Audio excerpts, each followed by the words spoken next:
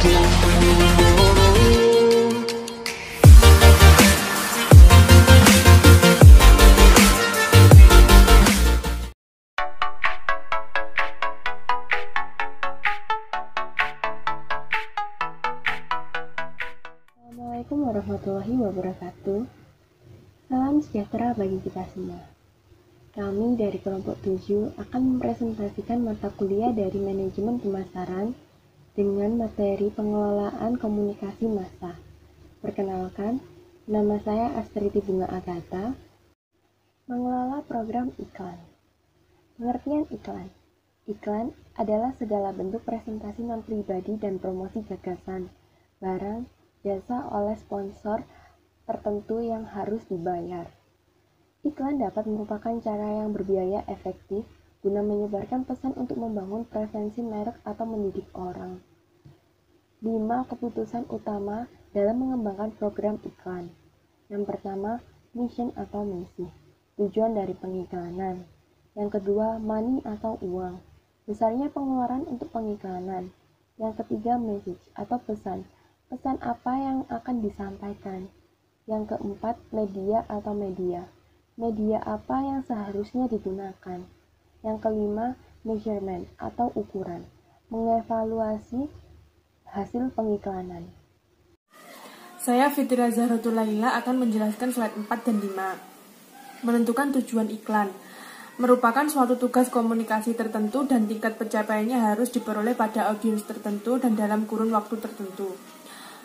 Tujuan iklan digolongkan menjadi 4, yaitu iklan informatif, untuk menciptakan kesadaran dan pengetahuan tentang produk baru atau ciri baru produk yang sudah ada.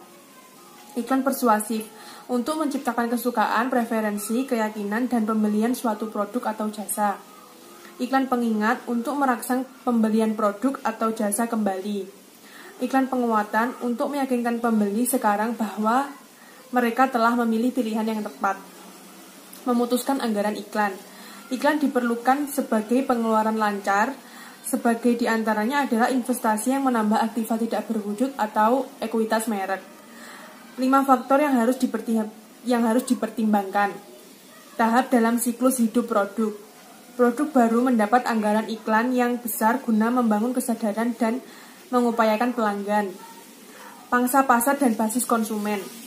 Untuk memperbesar pangsa dengan meningkatkan ukuran pasar diperlukan pengeluaran yang lebih besar. Persaingan dan gangguan. Dalam pasar yang memiliki sejumlah pesaing dan pengeluaran iklan yang tinggi, suatu merek harus diiklankan secara besar-besaran untuk didengar.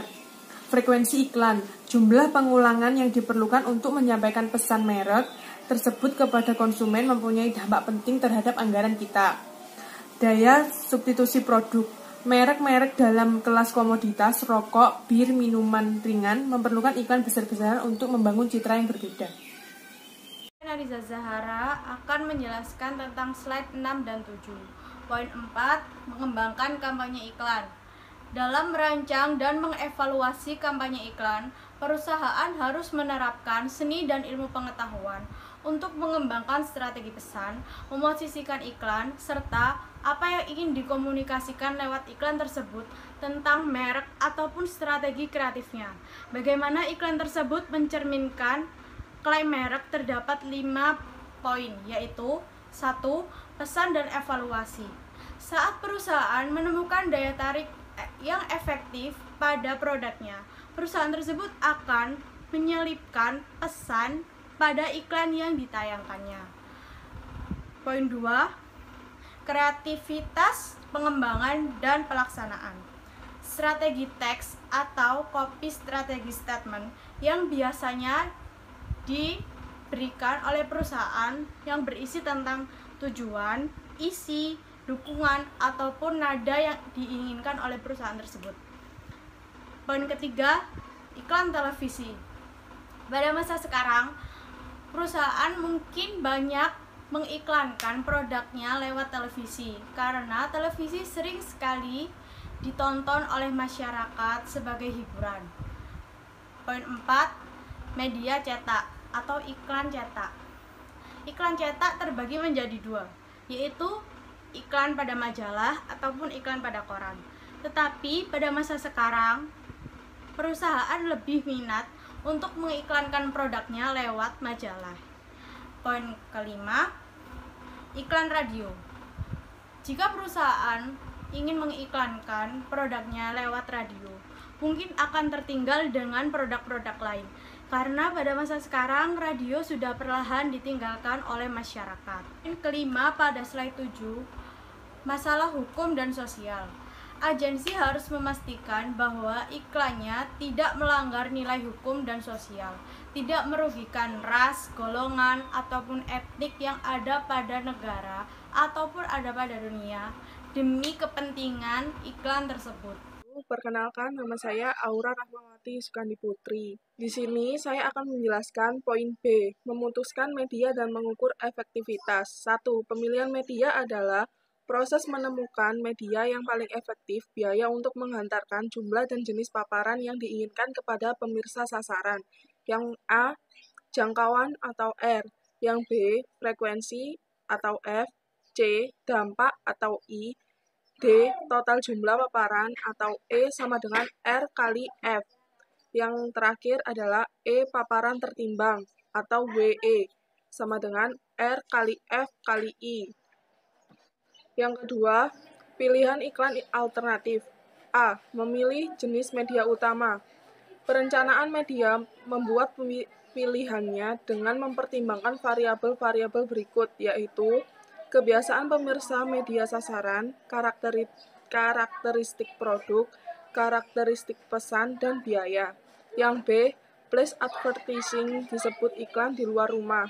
Para pemasar itu lebih baik menjangkau orang di lingkungan lain seperti di mana mereka bekerja, bermain, dan tentu saja berbelanja. Ada beberapa pilihan yang tersedia, termasuk papan reklame, ruang republik, tempat produk, dan titik pembelian. Yang ketiga, memutuskan penentuan waktu dan alokasi media. Kedua, pilihan iklan alternatif. Yang A, memilih jenis media utama. Perencanaan media membuat pilihannya dengan mempertimbangkan variabel-variabel berikut, yaitu kebiasaan pemirsa media sasaran, karakteristik produk, karakteristik pesan, dan biaya. B, place advertising disebut iklan di luar rumah. Para pemasar itu lebih baik menjangkau orang di lingkungan lain, seperti di mana mereka bekerja, bermain, dan tentu saja berbelanja. Ada beberapa pilihan yang tersedia, termasuk papan reklame, ruang publik, tempat produk, dan titik pembelian. Yang ketiga, memutuskan penentuan waktu dan alokasi media dengan cara A, kontinuitas. Kesinambungan dicapai dengan menjadwalkan paparan secara merata sepanjang periode. Yang B, konsentrasi. Konsentrasi memerlukan penggunaan semua dana iklan dalam satu periode. Yang C, bersela. Kenaikan berkala memerlukan iklan untuk suatu periode, diikuti masa kekosongan tanpa iklan. Diikuti periode kedua kegiatan iklan. Yang terakhir, berdenyut. Iklan yang berkesinambungan dengan tingkat bobot rendah yang diperkuat secara berkala oleh kegiatan yang lebih erat. Nama saya Bella Amelia. Selanjutnya, 4. Mengevaluasi efektivitas iklan. Guru pemasaran dunia, Philip Kotler, mengatakan ada 3 metode utama pra-pengujian iklan. Dalam meriset dampak komunikasi yang dilakukan sebelum iklan dimasukkan ke media dan setelah dicetak atau disiarkan, yaitu A. Metode umpan balik konsumen. Dilakukan dengan menanyakan reaksi konsumen terhadap iklan yang diusulkan konsumen diminta menjawab pertanyaan-pertanyaan. B. Pengujian portofolio. Tingkat daya ingat konsumen menunjukkan kemampuan suatu iklan untuk menonjol dan perannya dimengerti serta diingat. C. Pengujian laboratorium. Menggunakan peralatan untuk mengukur reaksi fisiologis detak jantung, tekanan darah, pelebaran bola mata, respon kulit tubuh, keluarnya keringat terhadap iklan. C. Promosi penjualan. Promosi iklan sebagai unsur utama dalam kampanye pemasaran adalah berbagai kumpulan alat insentif yang sebagian besar berjangka pendek, yang dirancang untuk merangsang pembelian produk atau jasa tertentu. 1. Tujuan. Alat promosi penjualan berbeda-beda dari segi tujuan. Sejumlah manfaat promosi penjualan mengalir ke produsen dan konsumen. Promosi penjualan memungkinkan produsen menguji seberapa tinggi harga yang mereka kenakan, karena mereka selalu melakukan diskon. 2. Acara khusus dan pengalaman. Dengan menjadi bagian dari saat relevan, yang spesial dan lebih personal dalam kehidupan konsumen, keterlibatan pada acara-acara khusus dapat memperluas dan membedakan hubungan perusahaan dengan pasar sasaran. Saya Andini Rahmawati Putri menjelaskan slide 12.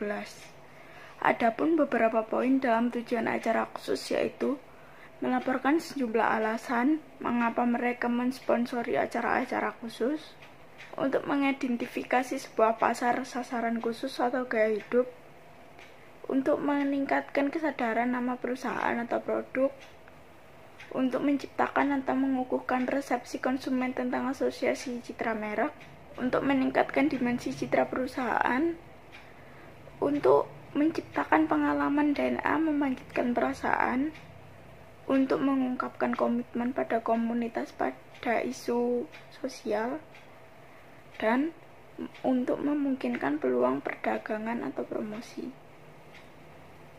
3. Keputusan utama. Ada beberapa poin.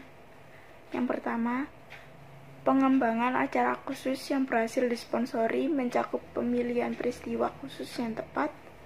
Yang kedua, memilih peluang untuk acara khusus.